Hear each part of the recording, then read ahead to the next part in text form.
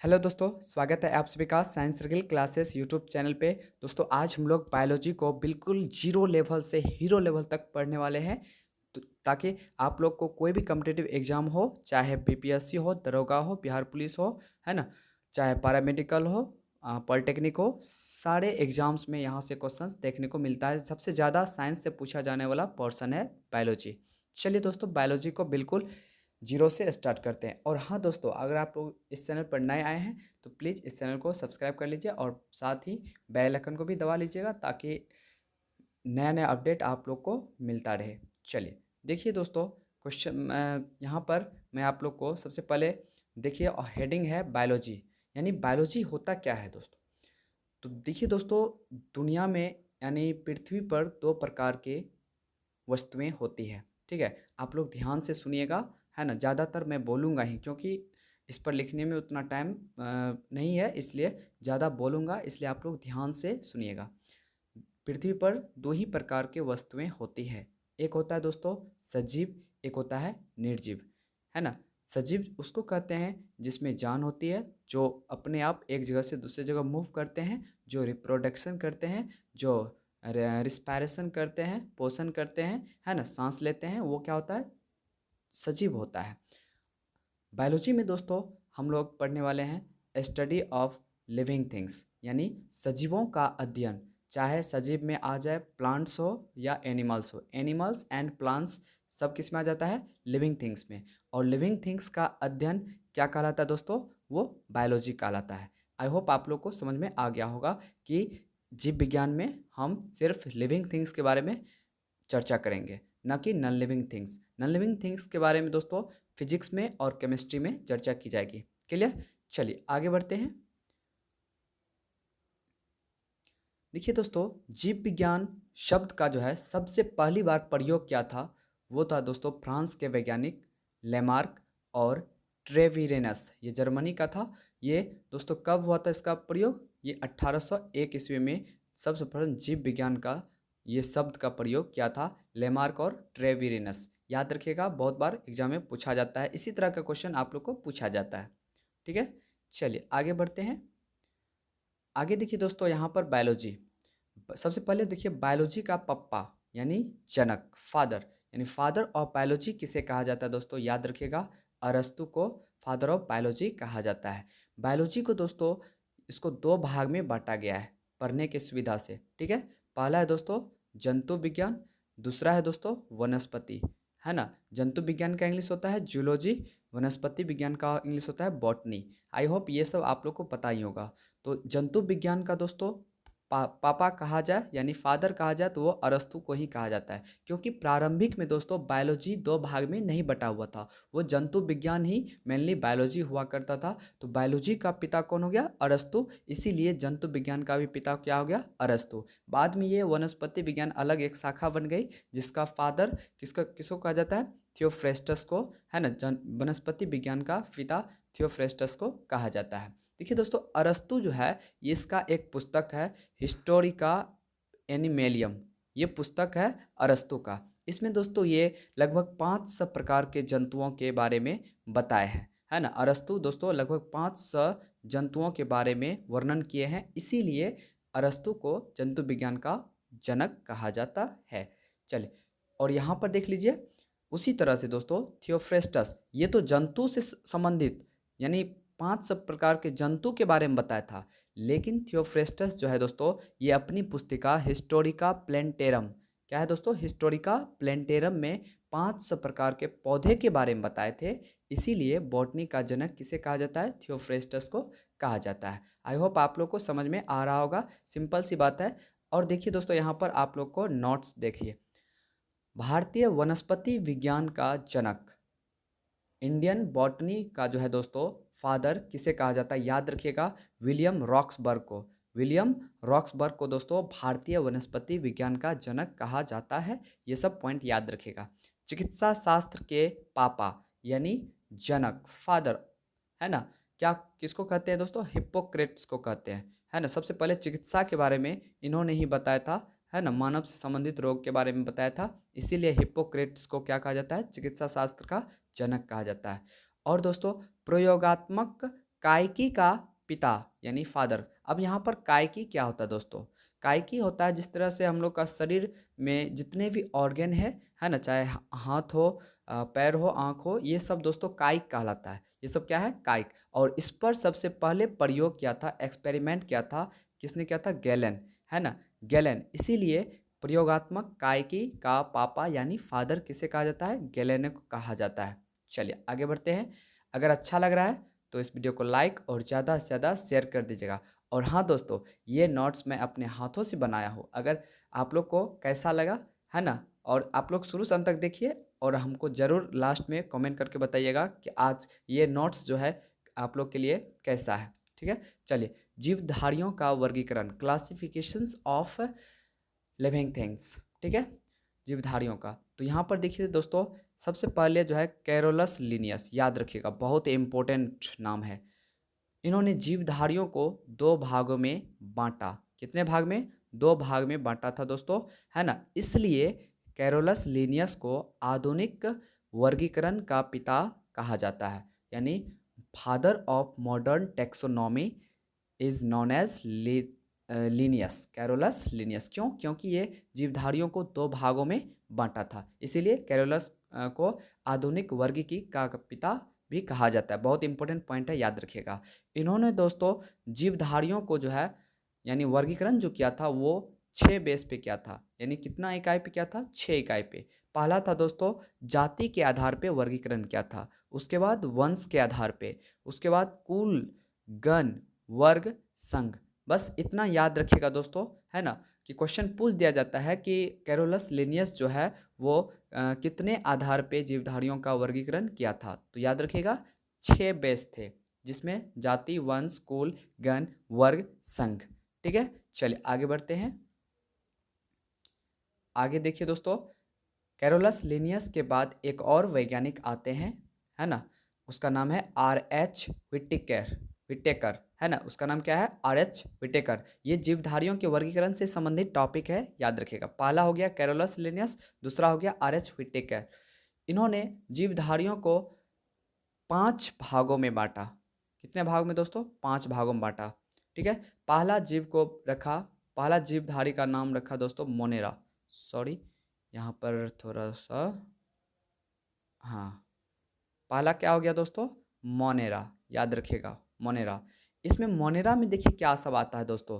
Prokaryotic, जितने भी prokaryotic जीव होते हैं सब किसके अंतर्गत आते हैं? मोनेरा। अब ये प्रोकैरियोटिक जीव क्या होते हैं दोस्तों?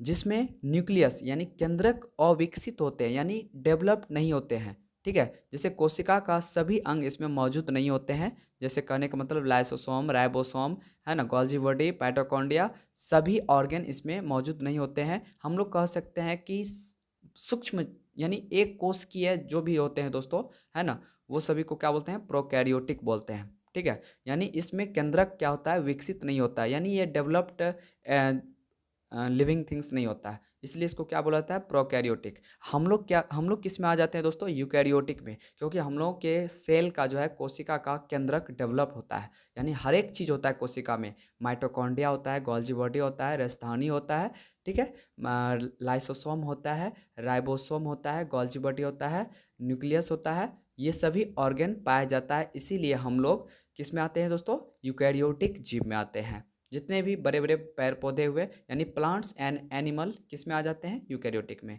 अब देखिए मोनेरा में प्रोकैरियोटिक जीव जैसे जीवाणु हो गया, नीलहरित शैवाल हो गया, ये सब किस में, किसके अंतर्गत आ जाता है? मोनेरा। क्वेश्चन पूछा जाता है दोस्तों, नीलहरित शैवाल जो है वो किस जगत के जीव हैं? तो याद रखिएगा मोनेरा। दूसरा है दोस्तों प्रोटिस्टा। दूसरा क्या है? प्रोटिस्टा। ये दोस्तों एक कोशिकीय जीव होते हैं, वो यूकैरियोटिक होता है, एक कोशिकीय जीव, यानी ऐसा जीव जिसका जो शरीर है वो एक ही कोशिका का बना होगा। लाइक अमीबा हो गया, यूग्लिना हो गया, पैरामीशियम हो गया, प्रोटोजोआ हो गया, ये सभी किसके अंतर्गत आता है? प्रोटिस्टा। याद रखिएगा, मोनेरा में हो गया जीवाणु, नीलहरित शैवाल, प्रोटिस्टा में अमीबा, यूग्लिना, पैरामीशियम। चलिए आगे बढ़ते हैं। आगे है दोस्तों पादप। तीसरा है पादप। पादप में बहुकोशिकीय पेड़ पौधे जितने भी है, बड़े बड़े पेड़ पौधे, जैसे आम हो गया, केला हो गया, जो भी बड़े बड़े पेड़ पौधे हैं वो किसके अंतर्गत आ जाते हैं? पादप के अंतर्गत आ जाते हैं। क्लियर? चलिए आगे बढ़ते हैं। अगला है दोस्तों कवक, ठीक है, फंजाई जिसको बोलते हैं, है ना। इसमें दोस्तों यूकैरियोटिक होते हैं, यूकैरियोटिक जीव आते हैं, लेकिन इस यूकैरियोटिक जीव में क्लोरोफिल नहीं पाया जाता है, ठीक है। लाइक हो गया, मशरूम हो गया, है ना, ये सभी क्या है, यानी इसमें यूकैरियोटिक जीव होगा लेकिन जिसमें क्लोरोफिल नहीं पाया जाएगा, उसको किस में रखा जाता है, कवक में रखा जाता है। चलिए, और नेक्स्ट है जंतु। बहुकोशिकीय जीव और यूकैरियोटिक जीव हम लोग जिसमें आ जाते हैं, गाय भैंस बकरी सब किस में आ जाते हैं, जंतु में आ जाते हैं। तो यानी R.H. व्हिटेकर के अनुसार जीवधारियों को कितने भागों में बांटा गया, 5 भागों में। पहला हो गया दोस्तों, पहला हो गया मोनेरा, पहला हो गया मोनेरा, दूसरा हो गया प्रोटिस्टा, तीसरा हो गया पादप, कवक, जंतु। पहला मोनेरा, प्रोटिस्टा, पादप, कवक, जंतु। चलिए आगे बढ़ते हैं। अब देखते हैं दोस्तों, यहाँ से क्वेश्चन जो है बहुत ही इम्पोर्टेंट है दोस्तों। यहाँ से आप लोग को एग्जाम में 100% देखने को जरूर मिलेगा। वनस्पति वनस्पति विज्ञान के प्रमुख शाखाएं, है ना। जैसे दोस्तों, कोशिका का अध्ययन क्या कहलाता है, तो याद रखिएगा बहुत इंपॉर्टेंट क्वेश्चन है, साइटोलॉजी कहलाता है। कोशिका का अध्ययन क्या कहलाता है, साइटोलॉजी कहलाता है। हम बार बार बोलते हैं ताकि आप लोग को याद हो जाए, ठीक है, क्योंकि बोलने से सब कुछ होता है। आप लोग गूगल पर सर्च करिएगा तो वहाँ पर क्या होता है, बोलने से सब कुछ होता है, इसलिए बोलिए मेरे साथ साथ, आप लोग को भी याद हो जाएगा। कवकों का अध्ययन क्या कहलाता है, माइकोलॉजी कहलाता है। कोशिका का अध्ययन साइटोलॉजी, कवकों का अध्ययन माइकोलॉजी, क्लियर। शैवालों का अध्ययन फाइकोलॉजी, यहाँ माइकोलॉजी यहाँ फाइकोलॉजी, याद रखिएगा। चलिए अगला देख लेते हैं आगे। शैवालों का अध्ययन क्या कहलाता है, फाइकोलॉजी कहलाता है। विषाणुओं का अध्ययन वायरोलॉजी, वायरस से बना है वायरोलॉजी, याद रखिएगा, विषाणुओं का अध्ययन वायरोलॉजी कहलाता है। लाइकेंस का अध्ययन, देखिए दोस्तों लाइकेंस क्या होता है, इसमें कवक और शैवाल को जब हम मिला देते हैं तो वो क्या बन जाते हैं, लाइकेंस, और इसका अध्ययन लाइकेनोलॉजी कहलाता है। नाम से ही स्पष्ट है, लाइकेनोलॉजी में लाइकेन का अध्ययन किया जाएगा। जीवाणु का अध्ययन क्या कहलाएगा दोस्तों, तो जीवाणु का इंग्लिश होता है बैक्टीरिया, तो बैक्टीरियोलॉजी, बैक्टीरियोलॉजी हो जाएगा जीवाणु का अध्ययन। और फलों का अध्ययन, बहुत ही इंपॉर्टेंट क्वेश्चन, फलों का अध्ययन, ये बहुत ही बार पूछा गया क्वेश्चन। फलों का अध्ययन होता है पोमोलॉजी, याद रखिएगा, फलों का अध्ययन क्या कहलाता है, पोमोलॉजी कहलाता है। चलिए आगे बढ़ते हैं। अब है छिपकलियों का अध्ययन, छिपकली जिसको हम लोग कहते हैं, इसका अध्ययन क्या कहलाता है दोस्तों, याद रखिएगा, सोरोलॉजी, है ना। छिपकली का अध्ययन क्या कहलाएगा, सोरोलॉजी। और काष्ठीय पैरों का अध्ययन सिल्वीकल्चर, ये सब क्वेश्चन बहुत इंपॉर्टेंट है ना। काष्ठीय पैरों का अध्ययन क्या कहलाएगा, सिल्वीकल्चर कहलाएगा। और मधुमक्खी पालन का अध्ययन आप लोग को तो पता ही है, एपीकल्चर कहलाता है। मधुमक्खी पालन का अध्ययन क्या कहलाता है, एपीकल्चर कहलाता है। चलिए आगे बढ़ते हैं।